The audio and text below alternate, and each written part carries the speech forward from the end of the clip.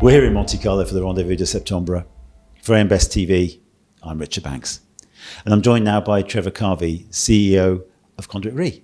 Trevor, welcome. Thank you very much. Good afternoon. Good afternoon to you. In the absence of new startups, Conduit Re is one of the youngest companies here. Tell us a little bit about growing a diversified book in these conditions. Yes, yeah. So Conduit, we came into being for our first year for the 2021 underwriting year.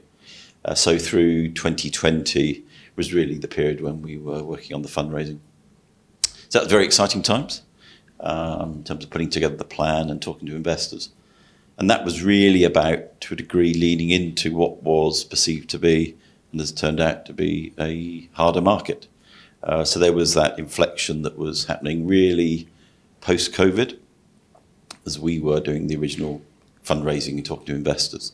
There was that COVID issue was starting to bubble through the market, but also the perception that back years, casualty, US particularly, was potentially on the horizon. And so that really gave us the impetus to put together a story, an investable case. But it's not just about casualty for us. It's about building the diversified book, property, casualty, and specialty. And right from day one, we've been very strong on making sure we build all three pillars of the stool, if you like. And I think we've had some pretty good success today. So tell us a little bit about that exercise. How do you go about identifying how much to commit to each pillar, and when you're in the startup phase? Yeah. I guess there's an expression that comes to mind, which in the world of the plan, everything works. And it always works in the plan. Yeah. All you know is you've got to keep alive on top of it. And it's really about touch points in the market.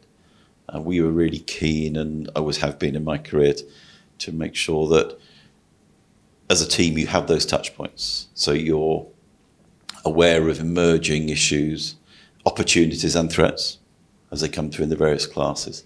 And so we've always worked really hard at making sure the teams of people that we have in the business, yes, we're a reinsurance company, but we recruit pretty heavily from what I would call insurance skill sets. And there's no substitute for having teams of individuals that have got good insurance background and knowledge. And that's where I think you often pick up the first signs, the early signs of what's going on in those underlying classes. And even though we refer to, in our general reporting, property, casualty and specialty, for us there's anywhere between 25 and 30 underlying classes within those. So it's hard yards to keep abreast of those, but there's also an element of knowing where you are in your comfort zone, where you can, if you like, punch at least your weight in classes and not stray off into classes which are a bit more esoteric, shall we say, which at least today, touch wood, we've tried to avoid.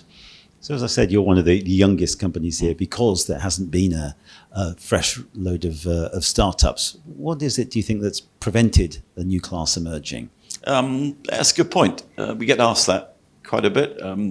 We haven't got a kind of, the font of all knowledge, if you like. Why has there been a lack of rated carriers coming through? It's hard yards. Building a story and building an investable case is difficult for a rated carrier. And also it's ensuring that once you've made that case, you really do then commit to that next stage of investing in the individuals and the people into the industry to convince the clients that you're here to stay. So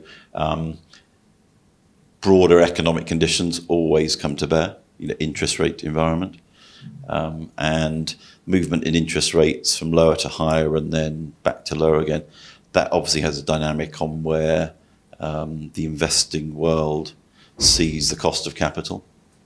So we've certainly seen in recent years, and even in the last few months, more funds appearing in the alternative space, or the ILS space, if we call it that.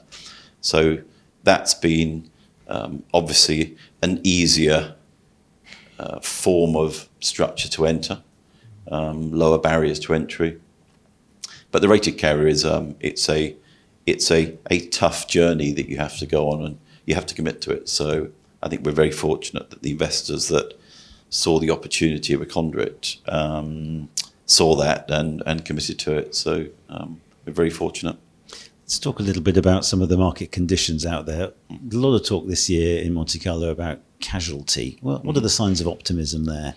That's an interesting phrase, signs of optimism in casualty. It's not often you hear those words strung together in one sentence. Having said that, what we have seen in our first 4 years of trading is certainly a stronger focus on the need to really understand and drill down in the casualty classes for that loss trend, whether it be claims inflation, loss inflation, or socially led inflation. That's been a factor which we've seen much more attention to detail in the industry. Everybody is aware of that. And still, in terms of what we see in the clients that we have partnered up with, we have regular check-ins with them through the course of the year, through the course of the policy periods.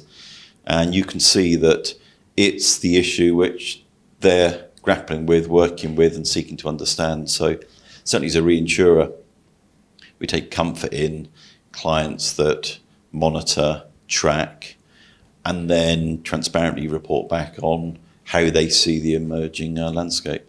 But yeah, certainly it's the one that is the big topic of conversation. And, I've been in this industry over 40 years. It has been at various times before. Casualty is a slow-moving, emerging supertanker of a business class, and you have to watch for those signs of those macro trends as they emerge, and that's absolutely the key to it. Other areas of optimism, to use the phrase? I think it's probably more regionally than kind of from a whole industry or an indices standpoint. Very often, I think the emerging casualty trend tends to get badged in media and the press more generally as it's all moving in one direction in a country, and therefore it's all together. It's not. It's very much regionally and client-specific. There are still opportunities, and we've seen, as I said, the way that some of the clients have really got to grips in the way that they're managing these trends. That gives me certainly good cause for optimism. Trevor, thank you very much indeed for joining us. Thank you very much. For Invest TV, I'm Richard Banks.